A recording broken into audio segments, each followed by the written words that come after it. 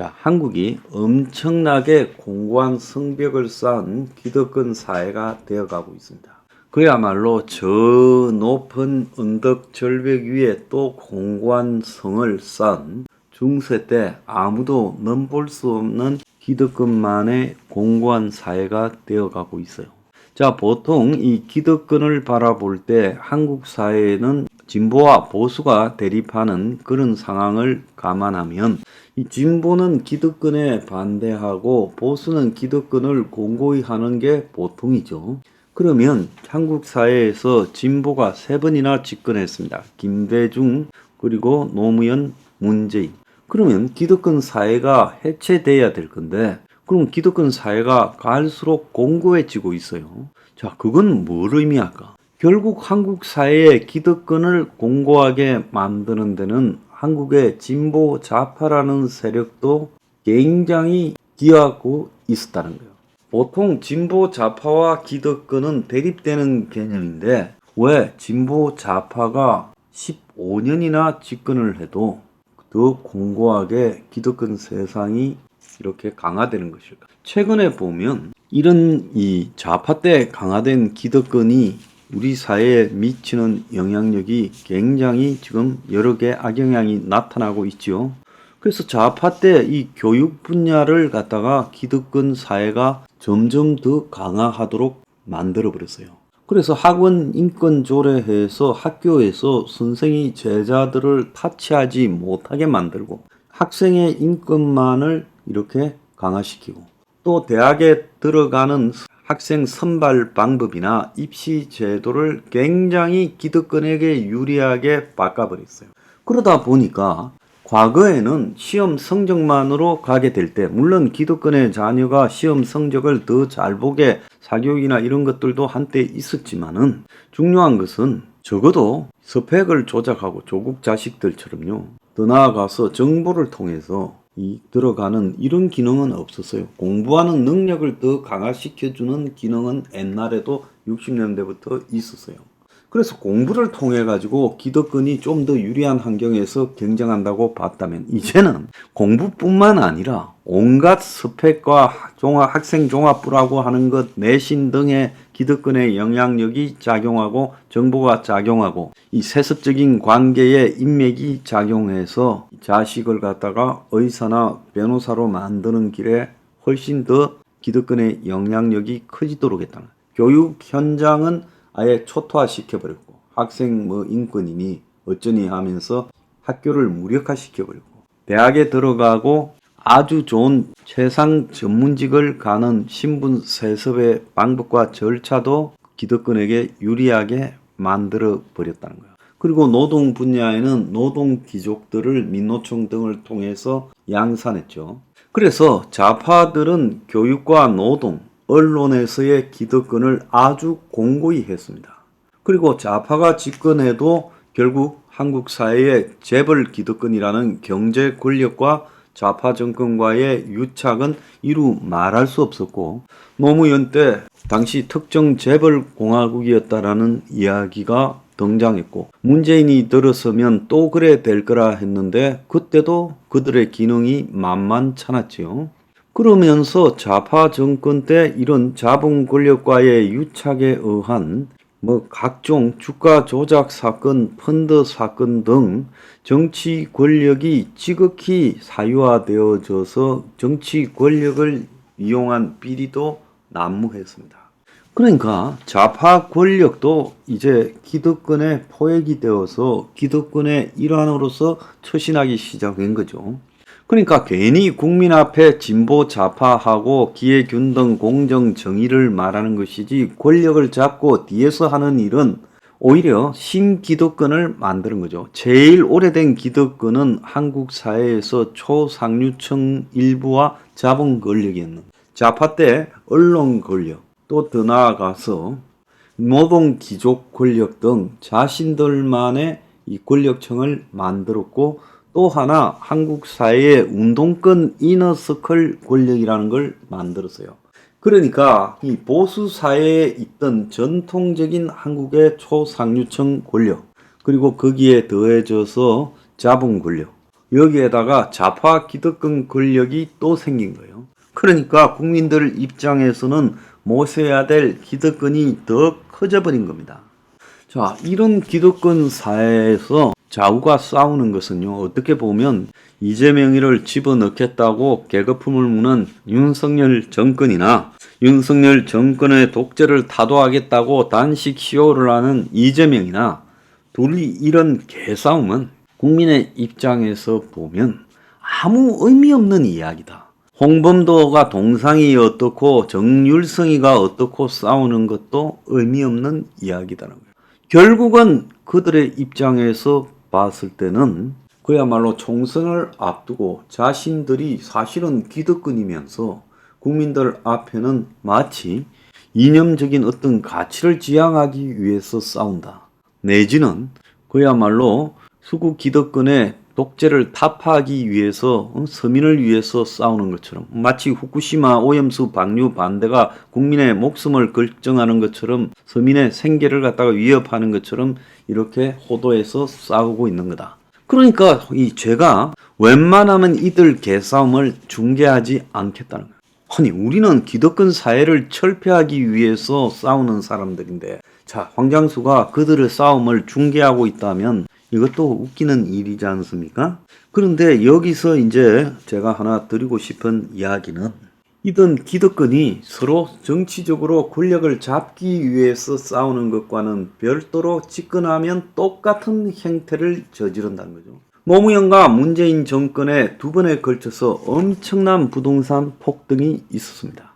근데 윤석열 정권에 와서 다시 부동산이 내려가려니까 윤 정권은 박근혜 정권 때 했던 것처럼 이 노무현 정권에 올랐던 부동산이 박근혜 정권에서 좀 내려가니까 박근혜 정권이 부동산을 올리려고 빚내서 집 사라고 했던 것처럼 보금자리론이니 DSR 완화니 전세 반환금 대출이니 하면서 또 부동산을 올리기 위해서 똑같이 하고 있어요. 이 측면을 보면 이 부동산에 담겨 있는 기득권의 탐욕이라는 부분, 정경유착이라는 부분 이런 것들이 똑같이 가고 있다는 거예요.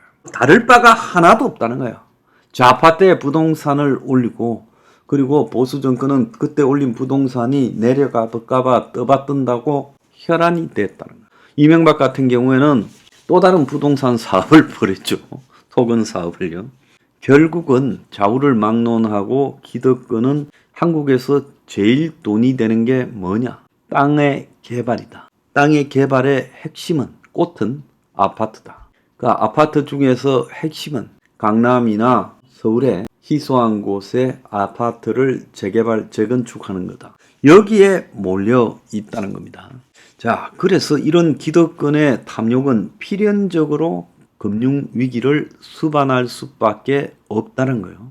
그야말로 부동산의 이 가격을 떠받들면서 지속적으로 부동산 투기 구조가 돌아가는데 혈안이 됐어요. 그러면 양 정권에 똑같이 뭐가 늘어났냐? 부동산 담보 대출이 늘어난다. 문재인 때도 담보 대출이 폭증했고 윤 때도 폭증하고 있습니다. 결국 이들은 부동산 가격이 떨어져서 자 투기 세력이 거대한 손실을 입을까봐 자 은행에 빚을 내서 레버리지로 부동산 투기를 하는 세력, 부동산 개발로 천문학적인 돈을 벌어들인 건설회사들이 그 돈은 다 빼돌리고 이제 부동산 가격이 내려가면 손해를 본다고 합니다. 진짜 부동산 경기가 좋을 때 벌어들인 돈을 가지고 부동산 가격이 내려갔을 때 버티도록 해야 되는 게 건설회사의 의무죠. 모든 자영업자들은 그렇게 버티죠. 그런데 이들은 부동산 가격이 내려가면 곧바로 부도 위기를 맞아요. 그래서 중국의 부동산 위기가 굴러갈 수 없는 중국 경제를 부동산에다가 그림자 금융으로 돈을 털어넣어서 끌고 가듯이 한국도 좌우 기득권이 다 부동산에 몰두하고 있다는 거예요.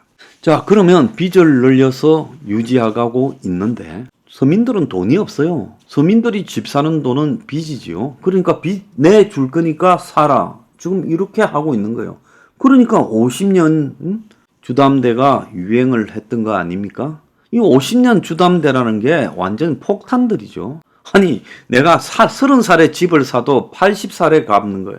다 갚는 거예요. 그런 주담대가 어디에 있습니까?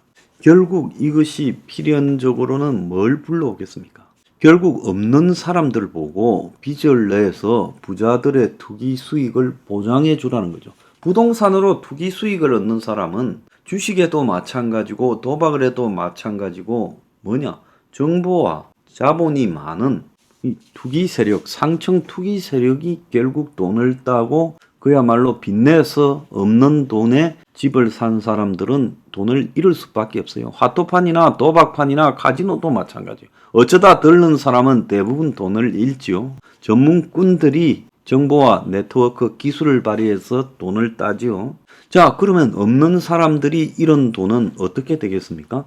은행에서 돈을 빌려서 투기하라 했는데 빌려서 투기를 했지요. 없는 사람도 투기예요. 솔직히 말하면 없는 사람들이 돈을 더 벌고자 하는 욕망이 없었으면 위험할 때 집을 안 사지요. 자, 없는 사람들의 투기 욕망은 그 자신의 파멸로 이어지는 겁니다. 그래서 결국 없는 사람은 빚내서 투기한 돈에서 자기 돈을 잃고 은행 빚도 갚지 못하고 나자빠질 거예요. 그게 뭡니까? 금융위기지요. 결국 금융위기는 누가 조장하느냐? 투기를 조장하는 기득권 사회가 만드는 거라는 겁니다. 그래서 지금 한국과 같은 이 투기 사회에서 투기 이익은 없는 사람 손에서 갖다 바치는 것 이상으로 투기 수익을 창출해 가버렸기 때문에 결국은요, 없는 사람들이 이런 거 플러스 모자라는 나머지 상층의 투기 수익에 보충해야 될 부분은 빚이라는 거예요. 근데 그들이 빚을 갚을 능력이 없다는 건 자명하잖아요.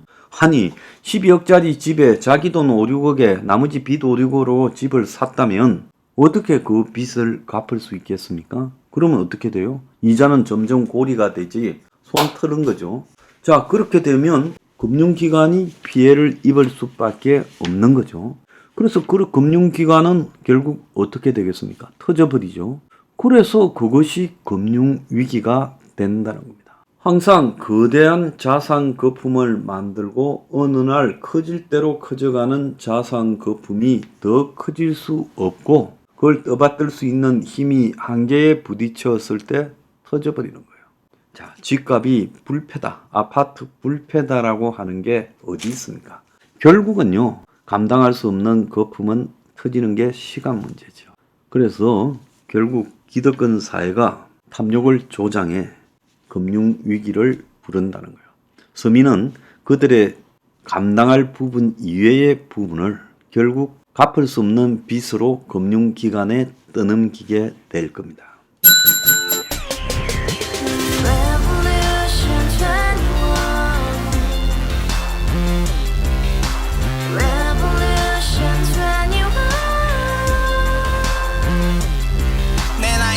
월세 30 코인빚만 300 서울에 온 지 벌써 10년 아둥바둥 버텼지만 여전히 난 반지 하에 제왕 곰팡이 연문제약 내비랭 깡통망통 완전히 폭망 90원 창문만큼 작아진 내 꿈 연애 결혼 내 집 모든 게 헛꿈 1년 전 떠난 여친 울며 말했지 같이 써봤자 평생 가본 게 꼭꼭꼭라지 가바후스 700 나도 소유주 가바후스 700 나의 소유주 택시기사 우라부지 마트캐셔 울어무니 우리 집안 다 털어봤자 후줄 그래 개선민 내 미래 거기서 팍 끝난 거지 팍 더 이상 노력 따윈 괴물이 스펙 찾아 쌈말리 비오는 날 알바 잘려 맨날 학원 날 개쳐 발려 밤비 내리는 양화대교 홀로 걷고 있을 때 현수막에 아로 새겨진 평당 700짜리 아파트 다같이 소리 질러 혁명 21 가바후스 700 나도 소유주 가바후스 700 나의 소유주 Together in the house, brand new day, and your dream had just begun. Revolution 21, only you and